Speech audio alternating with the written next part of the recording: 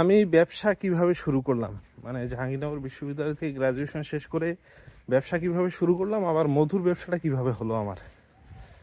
তো এই প্রশ্নটা বহুতবার অনেক ভাই করছে, আবার ইনবক্সেও সবাই জানতে চায়, আবার ফোন দিয়ে জিজ্ঞাসা করে ভাই ব্যবসা কিভাবে শুরু করছেন, কিভাবে ব্যবসা শুরু করতে পারি। তো আলহামদুলিল্লাহ আমাদের ব্যবসা আমি তো শুরু করি প্রায় এটা 2020-এ আর কি, করোনা যখন শুরু হলো তখন। তো আজকে সেই কথাগুলো বলবো। তো যাদের নতুন করে ব্যবসা শুরু করার চিন্তা ভাবনা আছে তারা এখান থেকে ইনশাল্লাহ একটা দিক নির্দেশনা পাবেন। তো যাই হোক, শুরু করি আলহামদুলিল্লাহ। তো একটু আলো মনে হয় কম দেখা যাচ্ছে, ফজরের নামাজ কেবল শেষ হয়েছে, তো এখন একটু অন্ধকার অন্ধকার ভাব আছে। তো আলহামদুলিল্লাহ যখন ওয়ালাইকুম আসসালাম ওয়া রাহমাতুল্লাহি ওয়া বারাকাতুহু। তো যখন 2020 সাল, এর আগে একটা ঘটনা বলে নেই, সেটা হলো আমি কিন্তু তখন 2019-এ আমার গ্রাজুয়েশন শেষ হয়, তিনচিল্লা শেষ হয়। শেষ করে এসে আমি চিন্তা ভাবনা করি যে আমি যেহেতু বিয়ে করেছিলাম 2017-তে, আমি চিন্তা করি যে না, আমি সংসার শুরু করব। তো সংসার শুরু করতে গেলে তো টাকা পয়সা লাগবে, তখন তো সেভাবে টাকা পয়সা কামাই না আর কি, টিউশনি করাই টুকটাক। আবার তিনচিল্লা যাওয়ার পরে টিউশনিও চলে গেছে, টিউশনিগুলো আর নাই। মোটামুটি বলতে পারেন যে একটু ফিনান্সিয়াল ক্রাইসিসের মধ্যে ছিলাম আর কি। তো যাই হোক আলহামদুলিল্লাহ, পরে ওখান থেকে যখন আসলাম তিনচিল্লা থেকে এসে, যেহেতু সংসার শুরু করবো এই চিন্তা করছি, আবার তার উপর করোনার আঘাত আনলো। মানে আমি বইটই কিনছি এসে, আমি বিসিএসটা ফুল রিদমে আর কি বিসিএসটা পড়বো, বিসিএসের জন্য প্রিপারেশন নিয়ে আমি বিসিএস দেবো আর কি, এটাই আমার প্ল্যান ছিল। কিন্তু আল্লাহর পরিকল্পনা অন্যরকম ছিল।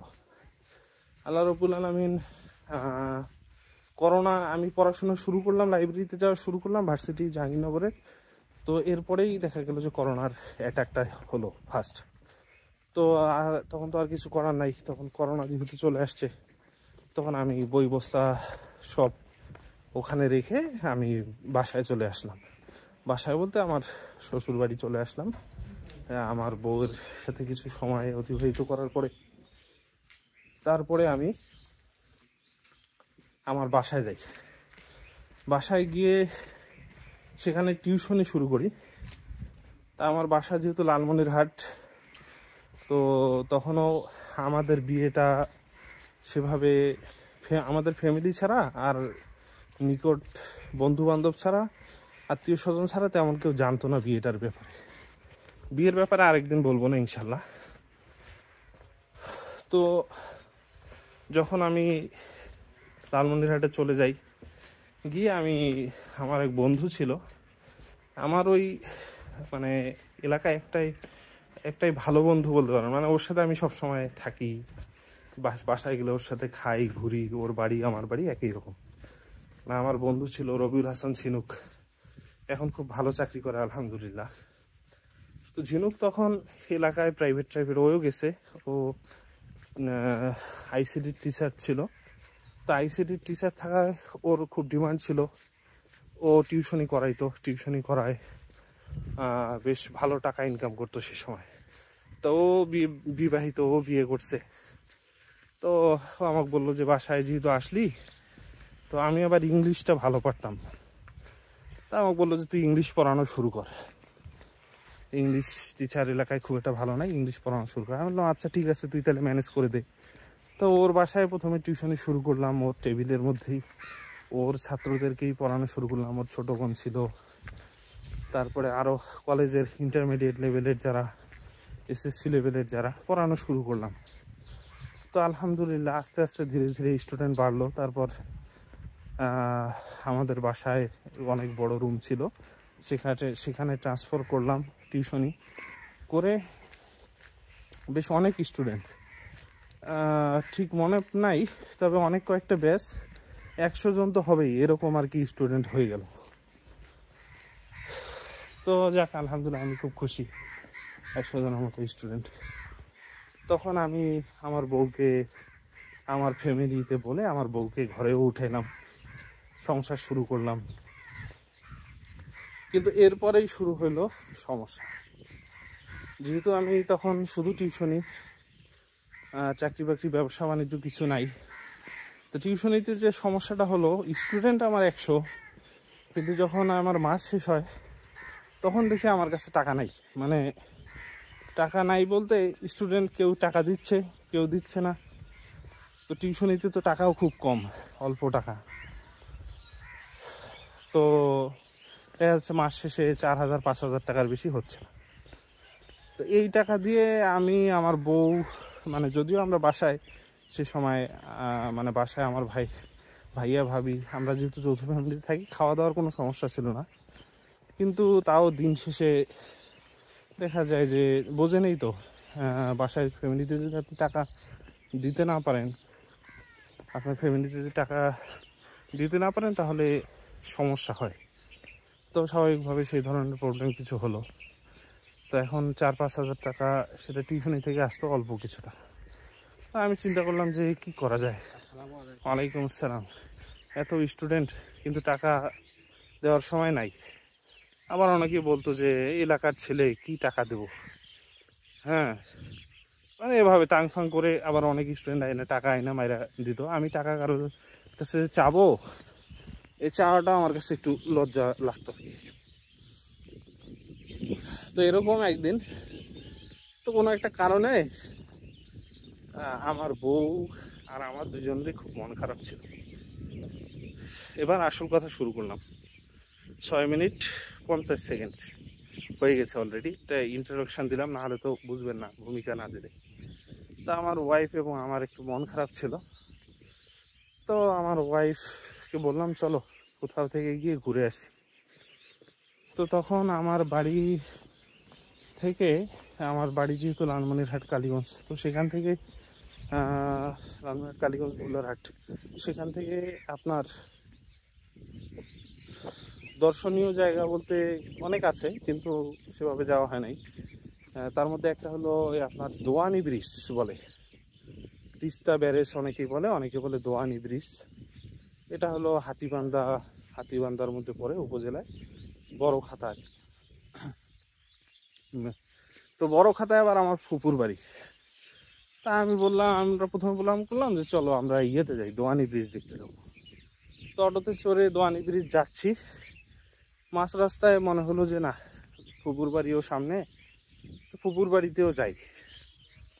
তো যাই ভাবা সেই কাজ, ফুপুর বাড়িতে আমি আর আমার ওয়াইফ আলহামদুলিল্লাহ গেলাম। গিয়ে আমার ফুপুর বাড়ি থেকে ইন্ডিয়ার বর্ডার খুব কাছে, ওয়াকিং ডিস্টেন্স আপনার 5 মিনিট এরকম, মানে এতটা কাছে আর কি। দেখা যায় রাস্তা টাস্তা সবই দেখা যায় ভালো। তো আমরা বললাম চলো যে একটু বর্ডার থেকে হেঁটে আসি। তা আমার ভাতিজা ছিল একটা, ওকে নিয়ে আমরা গেলাম, হাঁটা শুরু করলাম। তো বর্ডারের কাছাকাছি আসার পর আর ভাতিজা বলতেছে যে আঙ্কেল আর যাওয়া যাবে না, এখান থেকেই দেখেন, এরা আবার গুলি টুলি করে দিতে পারে। তাই বললাম আচ্ছা ঠিক আছে, আমরা দূর থেকে দেখতেছি। এমন সময় ওই রাস্তায় 2-3 জন মৌয়াল এসে থামলো, 2-3 জন মৌয়াল এসে থামে। তো আমাকে দেখে থামলো, যেহেতু আমি একটু গেট আপ টেট আপ দেখে হুজুর মনে হয়েছে ওদের। তো বলতেছে যে হুজুর এই মাত্র চাক কাটলাম, মধু নেবেন নাকি? তো দেখলাম যে চাকগুলো এখনো ওরা চিপড়ায় নাই। ওদেরকে তো বিশ্বাস করা খুব টাফ, হ্যাঁ, আমি ওদের বিশ্বাস করি না এখনো। তো যাই হোক, এখন বিষয় হলো যে দেখলাম যে চাকগুলো চিপড়ানো হয়নি। তাকে বললাম ভাই ঠিক আছে, আমি এই চাক অবস্থায় যদি দেন আমি এগুলো নেব। অবশ্যই তো চিপড়াই নেই, এখানে যে যত হয় না, ওয়েট করলো 3.5 কেজি, 3 কেজি বা 3.5। তাই বললাম আচ্ছা ঠিক আছে, কত টাকা দাম? তো যাই হোক, মানে 4 কেজি 3 কেজি, মানে আমার ঠিক মনে নাই। তো যাই হোক, ও পুরাটাই আমি নিলাম। নেওয়ার পরে আমার কাছে তখন টাকাও খুব অল্প ছিল, সম্ভবত 1700 1800 বা এরকম 2000 সামথিং এরকম কিছু হয়তো টাকা ছিল। তা আমার ওয়াইফকে বললাম সবই তো দিয়ে দেওয়া লাগতেছে, টাকা তো তাহলে কেমনি কি? তো বলতেছে দেও, সমস্যা নেই, যাতায়াত ভাড়াটা রেখে দিয়ে দাও। তো দিলাম, বললাম ভাই এই এটাই আছে আমার কাছে। ওরা নিল, নেওয়ার পরে আমি ওইখানে ফেসবুকে ছবি তুললাম, না ছবি এখানে আমি ছবি তুললাম। সে সময় আমার একটা ওপ্পো মোবাইল ছিল। পরে আমি ওইটা ছবি তুলে ফেসবুকে পোস্ট করি। পোস্ট করার পর মজা করেই পোস্ট করছিলাম যে মাত্র চাক কাটলাম, কারো লাগলে বললেন।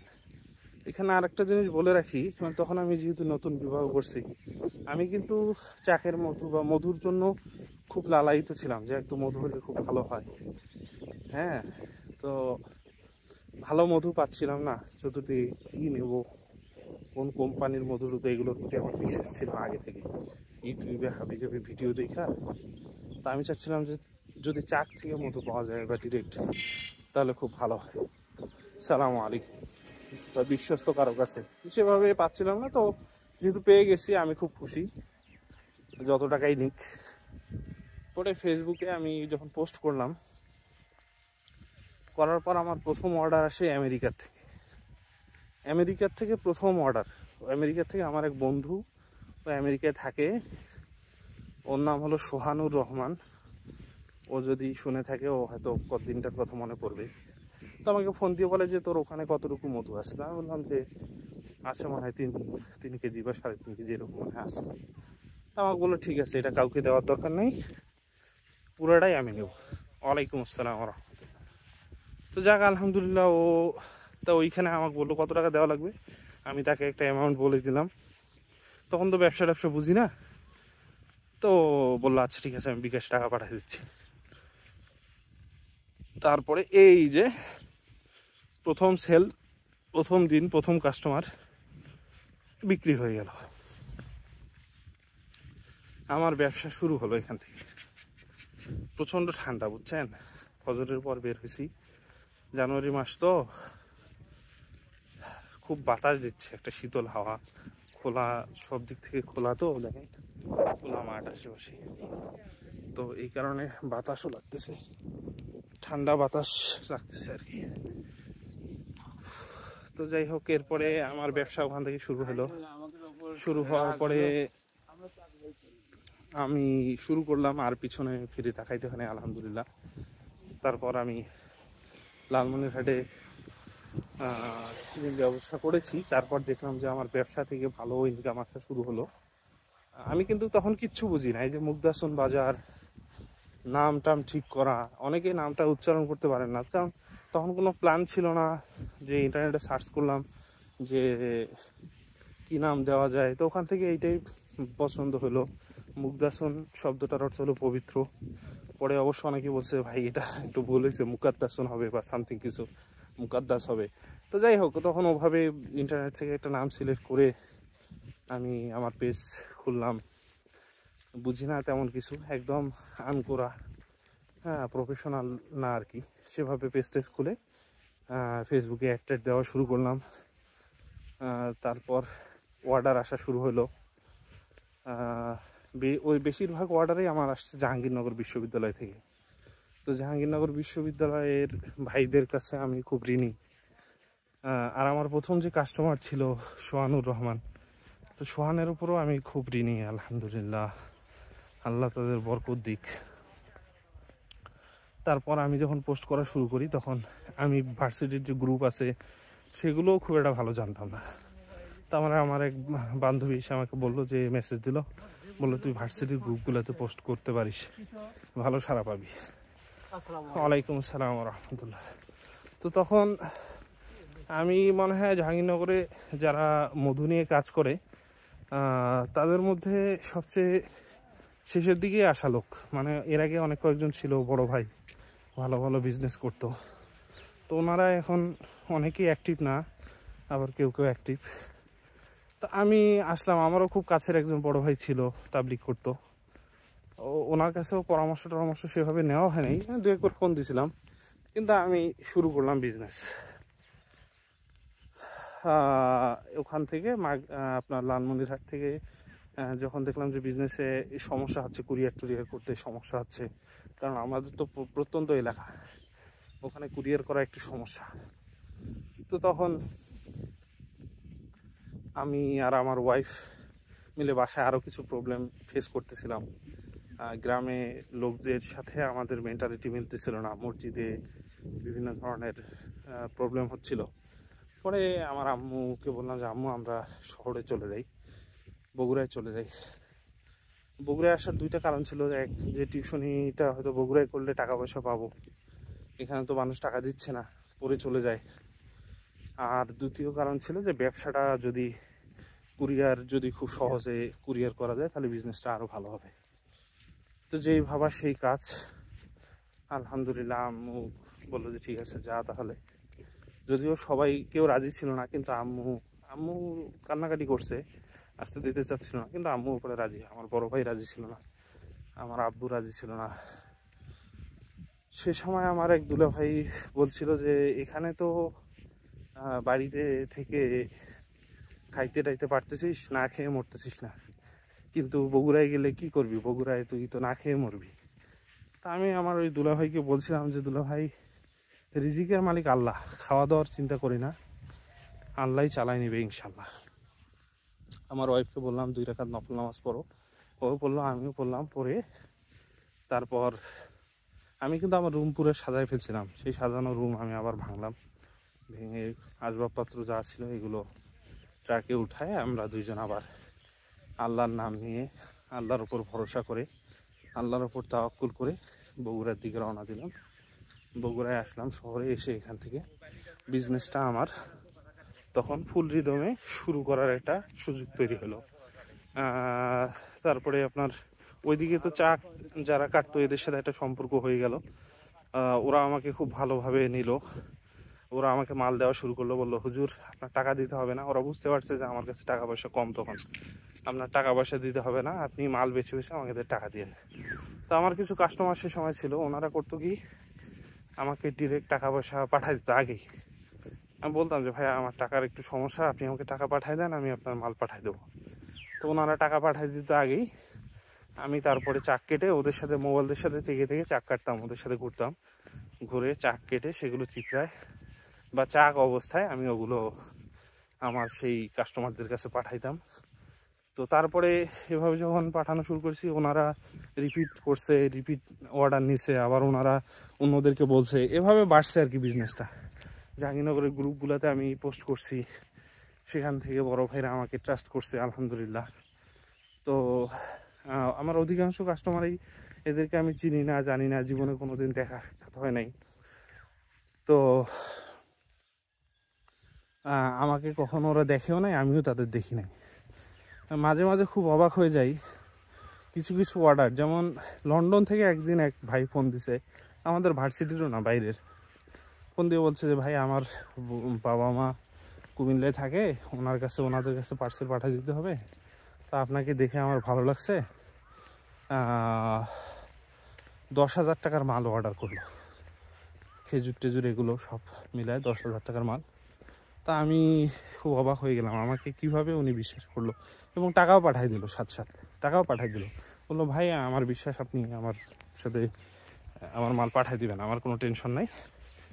তারপরে আমি মাল পাঠাই দিয়েছি আলহামদুলিল্লাহ। তো এরকম কাস্টমারও অনেক পাইছি আলহামদুলিল্লাহ 5 বছরে, যারা কোনো কারণ ছাড়াই আমাকে বিশ্বাস করছে। নিশ্চয়ই আল্লাহ রাব্বুল আলামিনই এদেরকে পাঠাইছে, না হলে এরা তো আমাকে বিশ্বাস করার কথা না, জীবনে দেখে নাই। আর অনলাইনে এত ধরনের স্ক্যাম, সেখানে আমাকে বিশ্বাস করাটা তাদের জন্য কঠিনই ছিল।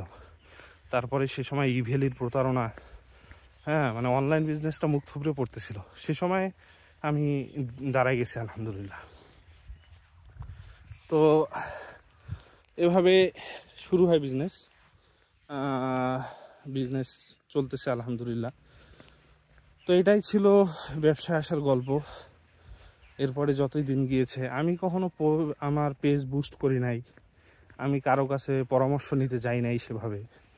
আমি যেগুলো সোর্স, আমি সোর্স তো কেউ কাউকে দেয় না, তো আমাকেও কেউ দেয় নাই সোর্স। আমি অনেকের কাছে বলছি ভাই কোথা থেকে মধু নেন, সোর্স দেন, এটা আসলে ব্যবসায়িক একটা বলতে পারেন টেকনিক, কেউ কারো সোর্স দিবে না। কারণ আপনাকে যদি সে সোর্স দেয়, তার সোর্স, তাহলে সে আর ওই দামে মাল কিনতে পারবে না।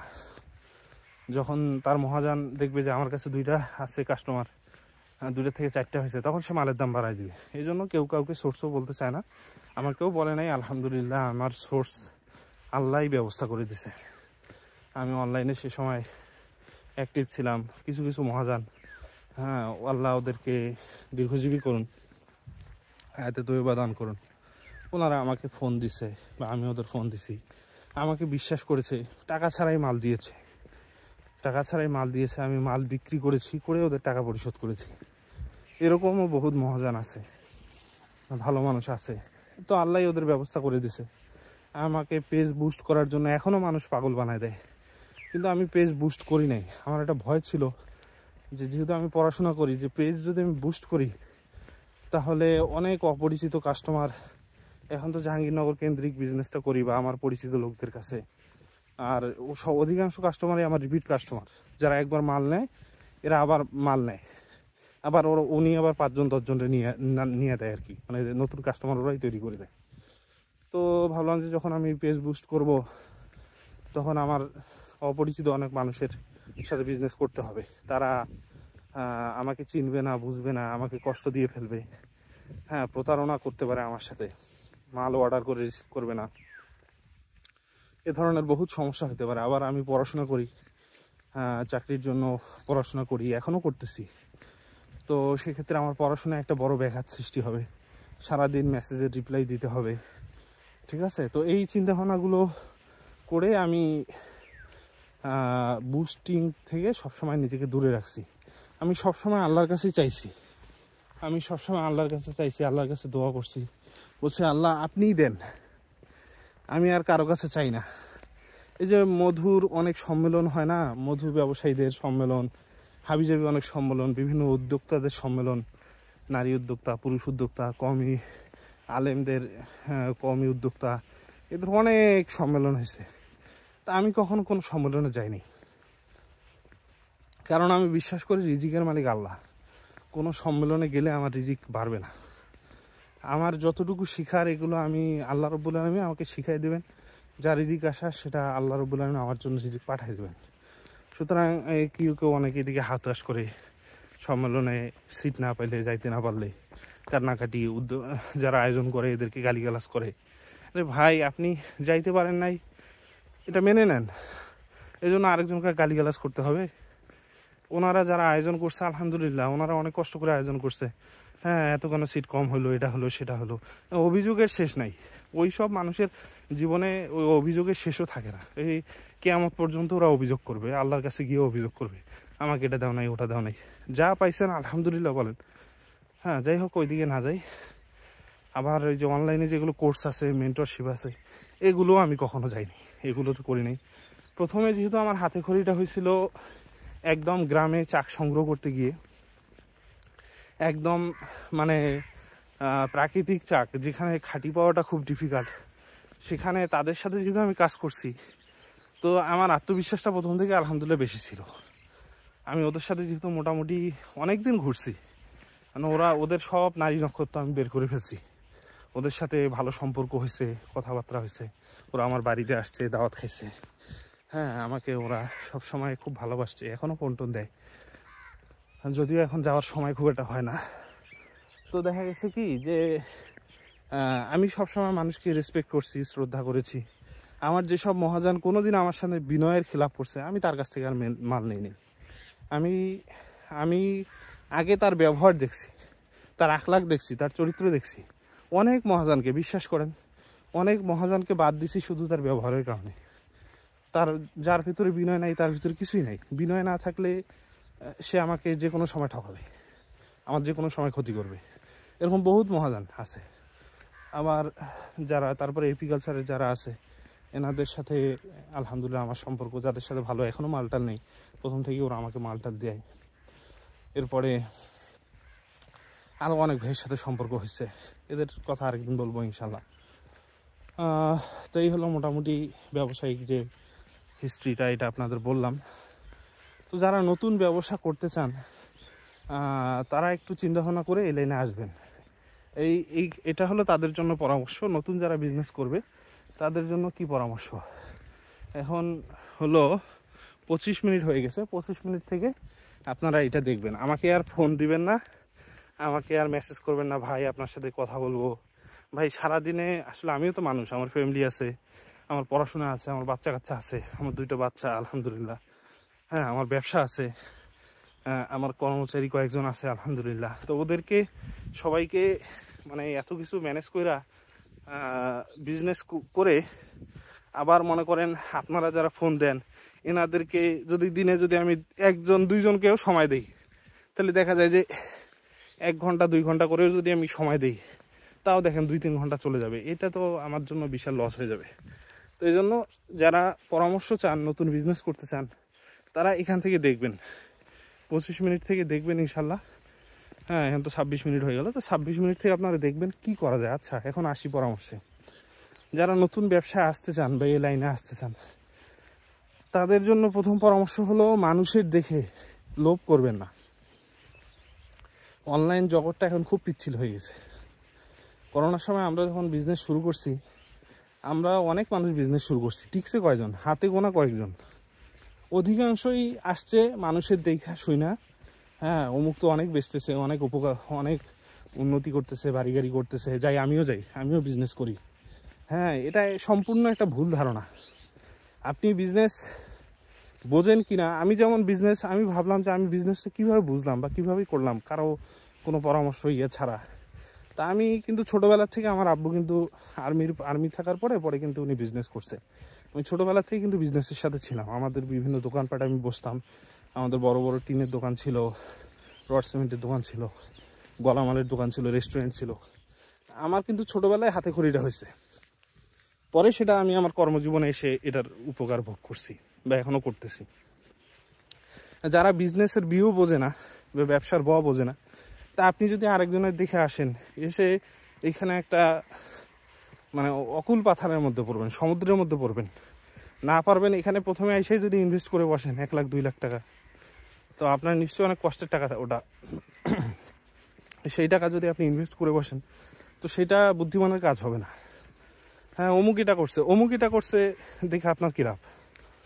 অনলাইনের জগৎটা এখন খুবই বিচ্ছিল, তা আগের মতো নাই।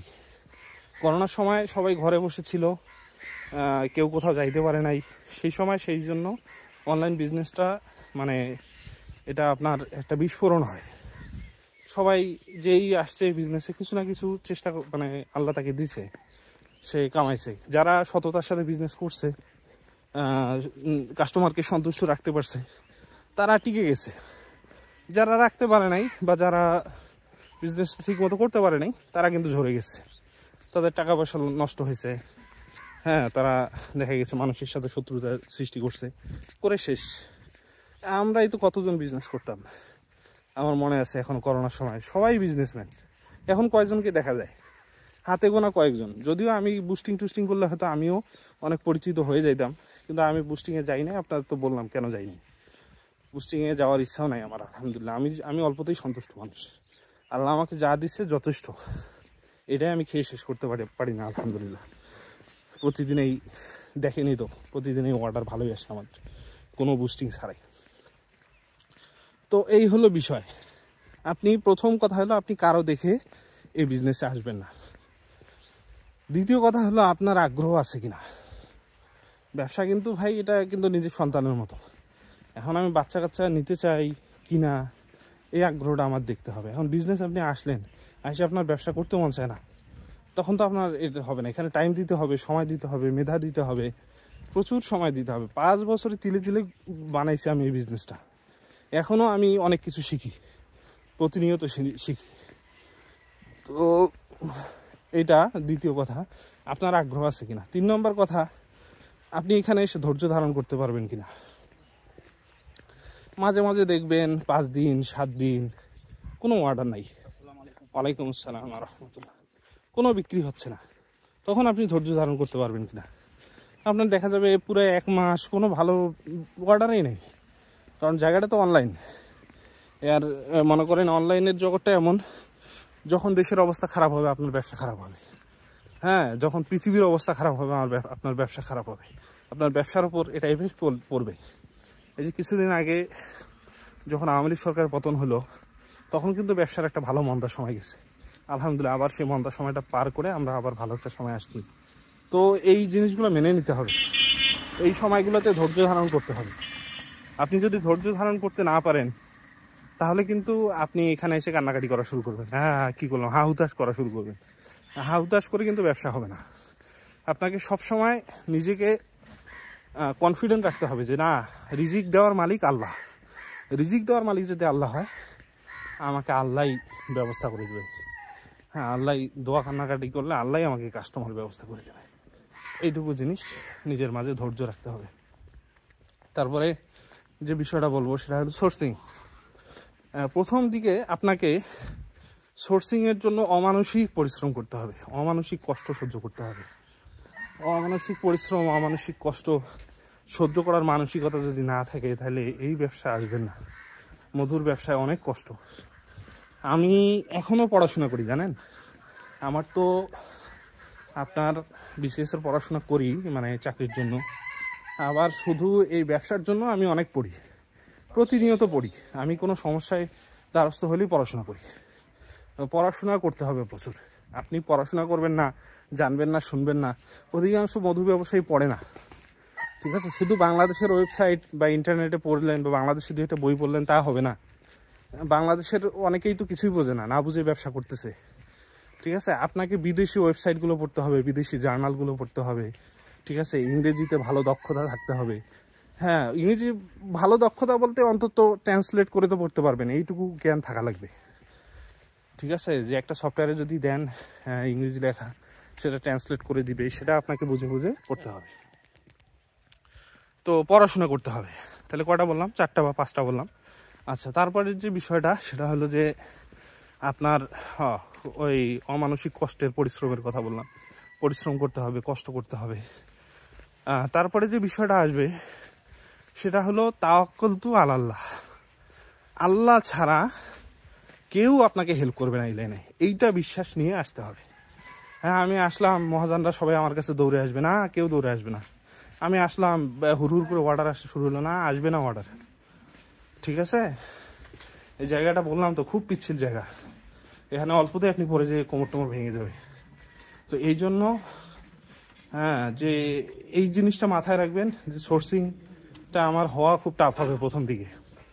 আপনি অনেক প্রথম দিকে মধু চিনবেন না, ভেজাল মধু বিক্রি করে ফেলবেন। হ্যাঁ, অল্প দামের পিছনে দৌড়াবেন, কে অল্প দামে দেয়। হ্যাঁ, ঠিক আছে? তো ভালো জিনিস তো দাম একটু বেশি হয়, অল্প দামে নিতে গিয়ে নিজের ক্ষতি করে ফেলবেন, ঠিক আছে? নিজেরও ক্ষতি করবেন, মানুষেরও ক্ষতি করবেন। তো এই বিষয়টা মাথায় রাখতে হবে যে আমার প্রথম দিকে সোর্সিং পাইতে একটু কষ্ট হইতে পারে, মহাজান, তারপরে বা আমি কার কাছ থেকে মধু নেব, এগুলো চিনতে না পারলে যারা দীর্ঘদিন ধরে বিজনেস করে তাদের কাছ থেকে মাল নেবেন। একটু দাম তো বেশি নিবেই স্বাভাবিকভাবেই, কারণ মহাজান যারা একবারে মাঠ পর্যায়ে কাজ করে ওদের দামে তো পাবেন না, কমপক্ষে হয়তো প্রতি কেজিতে 30, 40, 50 টাকা বেশি নিতে পারে। তো এই বিষয়টা গেল। তারপরে যে বিষয়টা আসবে সেটা হলো, হ্যাঁ বললাম তাওয়াক্কালতু আলাল্লাহ, আল্লাহর উপরেই ভরসা করে আসবেন এই বিজনেসে। তারপরে যে প্রবলেমটা ফেস করবেন সেটা হলো যে প্রচুর মানুষের গালিগালাজ শোনার অভ্যাস থাকতে হবে। যে মানুষের গালিগালাজ নিতে পারবেন না, স্ট্রেস নিতে পারবেন না, মানুষের কটু কথা সহ্য করতে পারবেন না, সে কিন্তু সালামু আলাইকুম, সে কিন্তু এই বিজনেসে আইসা টিকতে পারবেন না। আপনারা বিশ্বাস করবেন না, আমি যে এখনো কত গালিগালাজ প্রতিদিন সহ্য করি। হ্যাঁ, কিছু গালিগালাজের নমুনা যদি আপনাদের বলতাম বা দেখাইতে পারতাম, কোনো কারণ নাই, কোনো কারণ ছাড়াই আপনাকে মানুষ এসে গালিগালাজ করবে। জীবনে আপনার কাছ থেকে মালেই নেয় নেই, সে আইসা বাজে কমেন্ট করে দিয়ে চলে যাবে। এটা বাঙালিদের সমস্যা তো এক। 2 নম্বর, আপনি ভালো করতেছেন কেন, এটাও কারো সহ্য হবে না। আপনি কেন ব্যবসা করে ভালো করতেছেন, উন্নতি করতেছেন, এটা মানুষের হিংসা। হ্যাঁ, মানে আবার বাঙালির তো একটু এক ধাপ আগায়। হ্যাঁ, পরশ্রী কাতরতা, এই শব্দটা আবার অন্যখানে নাই। পরশ্রী কাতরতা, অনেকে বলে পরস্ত্রী কাতরতা। ওর বউ আছে কেন, আমার নাই কেন, বুঝছেন? এই ধরনের সমস্যা অনেকেই ক্রিয়েট করবে।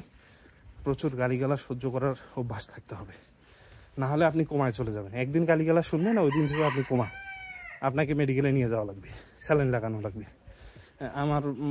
আমার ওয়াইফ মাঝে মাঝে তো আমার আইডিটাও টুকটাক একটু চেক টেক করে।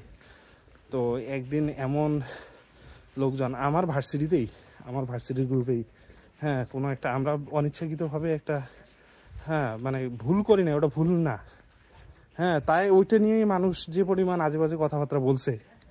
আমার বউ সে সময় প্রেগনেন্ট, সে কান্নাকাটি করে অস্থির, মানসিক ট্রমার ভেতরেও চলে গেছে। বলছে এগুলো কীভাবে বলে মানুষ। তাই আমি বলছি সবুর করো, আল্লাহ তোমার এটার বিচার করবেন ইনশাল্লাহ। তো পরে আল্লাহ রাব্বুল আলামিন দেখা গেছে যে ওই কিছুদিন পর ওই গ্রুপ অটোমেটিক্যালি নাই, ভ্যানিশ হয়ে গেছে। হ্যাঁ, ওই গ্রুপ অটোমেটিক্যালি নাই, ভ্যানিশ হয়েছে। আবার দেখা গেছে যে আল্লাহ নতুন ভালো গ্রুপের ব্যবস্থা করে দিছে, নতুন নতুন ভালো কাস্টমার আসছে। হ্যাঁ, তো মানুষকে এভাবে গালিগালাজ এগুলো সহ্য করতে হবে। তো এটাই হলো বিষয়। ঠিক আছে, আজকে অনেক কথা বললাম, আরও অনেক কিছু বলার ছিল, তো আর বলতে পারতেছি না। আস্তে আস্তে বলবো না ইনশাল্লাহ। আসসালামু আলাইকুম রহমতুল্লাহি ওয়া বারাকাতুহু। ভালো থাকবেন, আল্লাহ হাফিজ।